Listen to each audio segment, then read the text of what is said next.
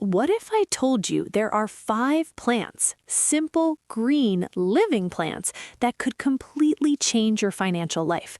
We're talking about crops that have made people millionaires, crops that entire empires were built on, crops so powerful, so valuable, and so profitable that governments around the world have actually made laws to stop you from growing them. Now, you might be wondering, why? Why would a government care about a plant? What is it about these 5 crops that makes the people in power so nervous? And more importantly, what does that mean for you? By the end of this video, you're going to know exactly what these crops are, why they're restricted, how much money they can actually generate, and why some of them are quietly becoming legal again, which means there's a window of opportunity opening right now that most people don't even know about. Before we dive in, do me a quick favor. If you love learning about plants, money, and the secrets most people never talk about, smash that like button and subscribe to the channel. Here on Grow with Lizzy, we dig into the stuff nobody else is telling you. And trust me, you're going to want to watch this one all the way to the end because number 5 on this list is going to absolutely blow your mind. All right, let's get into it. Let's start with one of the most misunderstood plants on the entire planet, hemp. Now, when most people hear the word hemp, they immediately think of something illegal, something shady, something you're definitely not supposed to have in your backyard.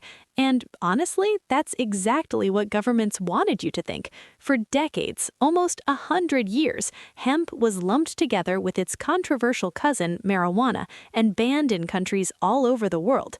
But here's the thing nobody told you. Hemp and marijuana are like cousins at a family reunion. Sure, they look alike. They come from the same plant family, but they are not the same thing. Hemp contains almost none of the stuff that gets people high. We're talking about less than 0.3% of THC, the chemical that makes marijuana what it is. That's like comparing a glass of water with a tiny, tiny drop of lemon in it to actual lemonade. It's basically nothing. So why was it banned? Great question, and the answer might make you a little angry. Back in the 1930s, hemp was one of the most useful crops on Earth. You could make rope from it, paper, clothing, building materials, even fuel. It grew fast, like crazy fast. It didn't need much water, it didn't need pesticides. It was a farmer's dream, and that was the problem. See, powerful industries, paper companies, cotton producers, oil companies, saw hemp as a threat. If people could grow this one simple plant and make dozens of products from it, those giant companies would lose billions of dollars. So what did they do? They used their money, their influence, and their connections to convince the government to make it illegal. And just like that, one of the most useful plants in human history disappeared from farms overnight. But here's the exciting part. Hemp is coming back. In 2018, the United States passed the Farm Bill, which made industrial hemp legal to grow again. And since then, the hemp industry has exploded. We're talking about a market worth over $25 billion globally. Farmers who got in early are making serious money growing hemp for things like CBD oil, textiles, building materials, and even food products. Hemp seeds are a superfood, packed with protein and healthy fats. If you have land and you start growing hemp now, legally, you could be stepping into one of the fastest growing agricultural markets in the world. The window is open, and the people who move first are the ones who win. Okay, that was just the beginning, because our next plant, it's even more controversial. And honestly, its story is one of the saddest and most fascinating in all of farming. Let's talk about the opium poppy. Now, before you say anything, yes, this is the plant that produces opium. And yes, that connection to drugs is exactly why it's restricted in most countries around the world. In places like the United States, growing opium poppies with the intent to harvest the sap is very much illegal. You can face serious consequences. But here's where it gets interesting.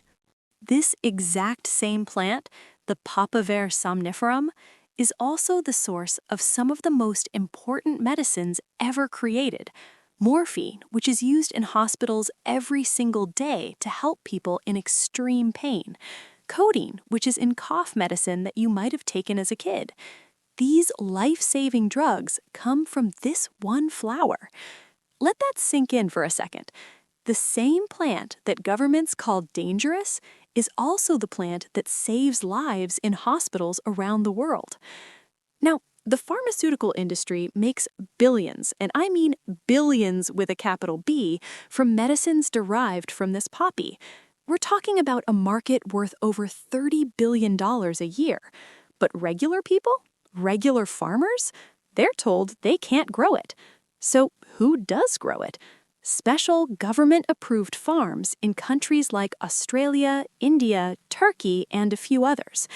These farms operate under extremely tight security and strict licenses. The poppies are grown, harvested, and sent directly to pharmaceutical companies who turn them into medicine.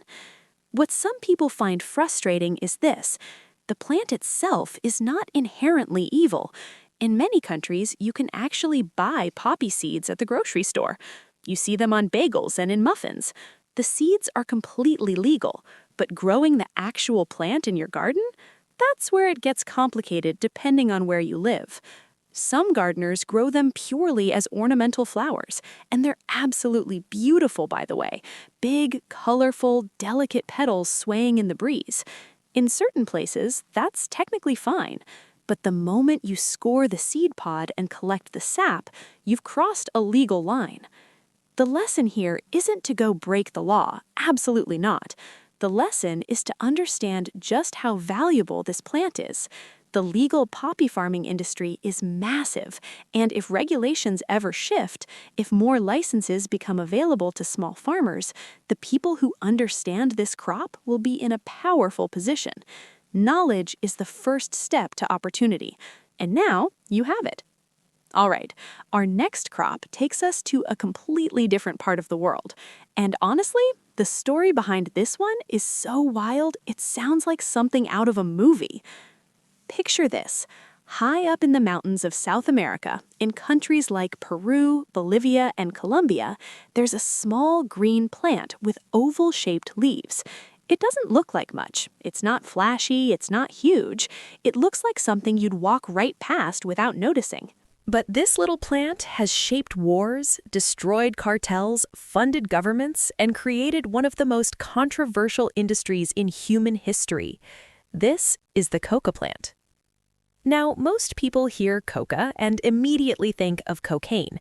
And yes, cocaine is made from coca leaves through a long, chemical-heavy process. That's why the plant is illegal to grow in nearly every Western country. In the United States, the United Kingdom, most of Europe, if you're caught growing coca plants, you're in very serious trouble. But, and this is important, in South America, coca leaves have been used for thousands of years, long before anyone ever made cocaine from them. Indigenous communities chewed the leaves for energy, like how you might drink a cup of coffee in the morning. They brewed tea from the leaves.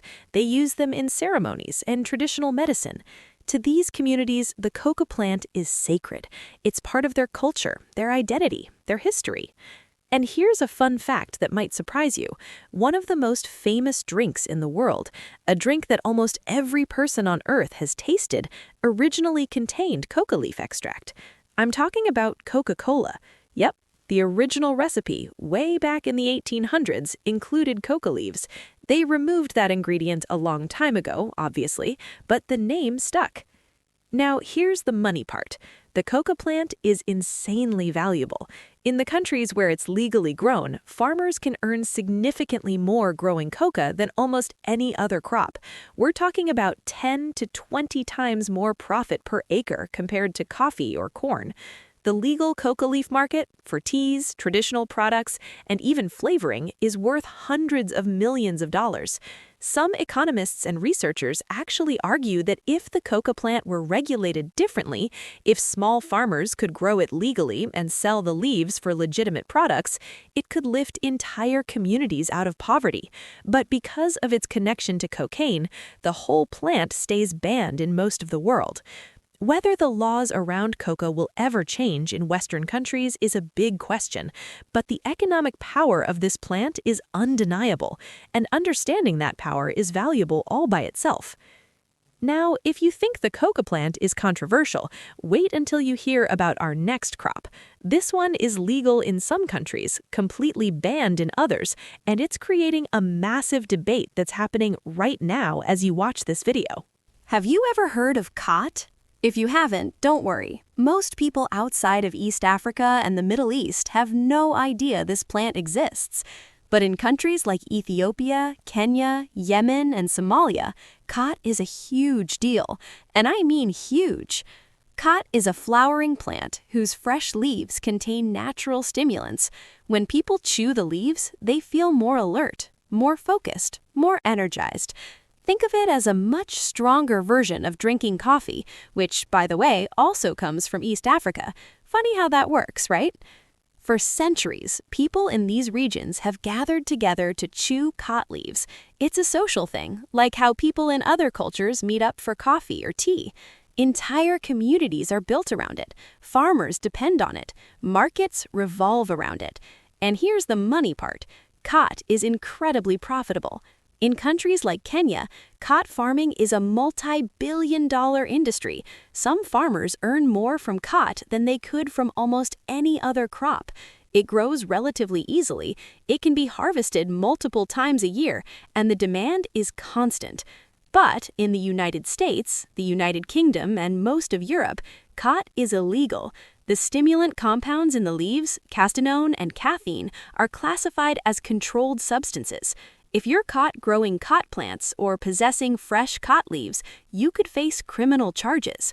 The ban is controversial because many people from East African and Middle Eastern communities now live in Western countries. For them, khat is not a drug, it's a tradition. It's like being told you can't drink tea anymore. It doesn't make sense to them.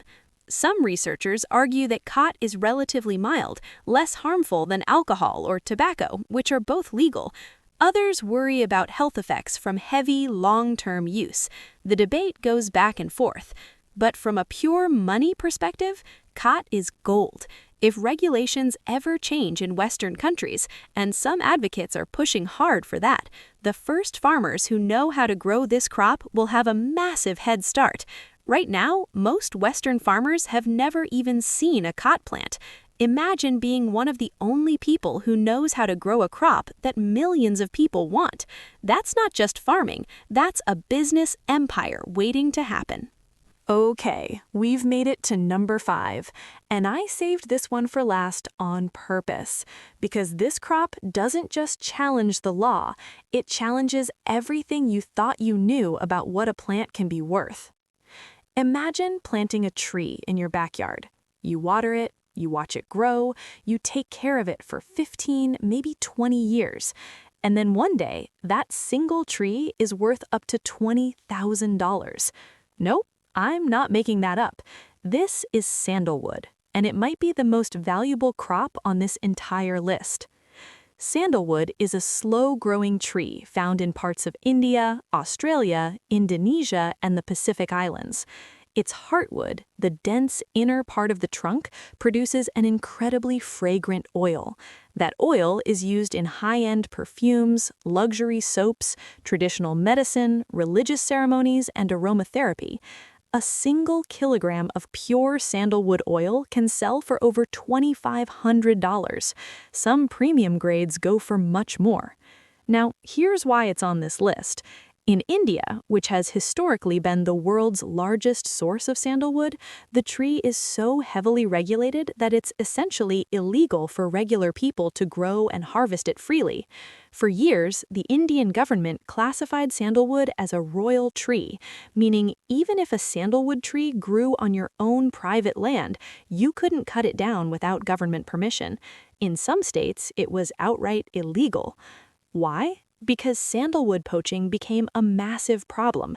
Criminal organizations were illegally cutting down sandalwood trees from forests and private properties, smuggling the wood and making fortunes.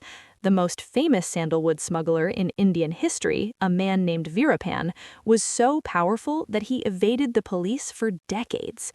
The government's response was to lock the whole thing down. Heavy restrictions, permits, red tape, and regular farmers who could have needed life-changing money from this tree were shut out. But things are starting to change. Several Indian states have relaxed the rules. Private sandalwood farming is becoming legal in more places. And in countries like Australia, commercial sandalwood plantations are booming. Companies are planting thousands of trees and waiting patiently for them to mature because they know that when harvest day comes, they're sitting on a fortune. The global sandalwood market is worth over $3 billion and growing. Demand far exceeds supply. Every year, there's less wild sandalwood and more people who want it. Here's the catch. Sandalwood takes time. You plant it and you wait 15 to 20 years before you can harvest it. That's a long time. But think about it like this. What if your grandparents had planted 10 sandalwood trees 20 years ago? Today, your family could be sitting on $200,000 worth of timber from 10 trees. That's the power of thinking long-term. That's the power of growing what other people are afraid to grow or don't even know about. So there you have it, 5 plants, 5 crops that governments around the world have restricted, regulated, or outright banned, not because they're worthless, but because they're incredibly valuable. Hemp, opium poppy, coca, khat, sandalwood. Each one has a different story, a different history, a different reason for being controlled, but they all share one thing in common. They represent enormous wealth that most regular people have been locked out of. And here's what I want you to take away from this video. I'm not telling you to go break any laws. I would never do that. What I am telling you is this: knowledge is power. When you understand why certain crops are restricted, when you understand the money behind them, when you can see the trends and the shifting regulations, you put yourself in a position that 99% of people will never be in. You become the person who sees the opportunity before everyone else does. Hemp was illegal for almost a century. Now it's legal, and it's a $25 billion industry. The farmers who moved fast, they're thriving. The ones who waited, they're playing catch-up. Sandalwood rules are relaxing. The people planting trees right now, today, are going to be the ones celebrating 20 years from now. The world is changing, laws are changing, and the people who pay attention, the people who learn, who study, who prepare, those are the people who build real, lasting wealth. That's what we're all about here, growing, not just plants, but growing our minds, our knowledge, and our futures. Now, I want to hear from you. Which one of these 5 crops surprised you the most? Was it the hemp story, the sandalwood, something else? Drop a comment below and let me know. I read every single comment, and I love hearing what you think. If this video opened your eyes, if it taught you something new, if it made you think differently, please hit that like button.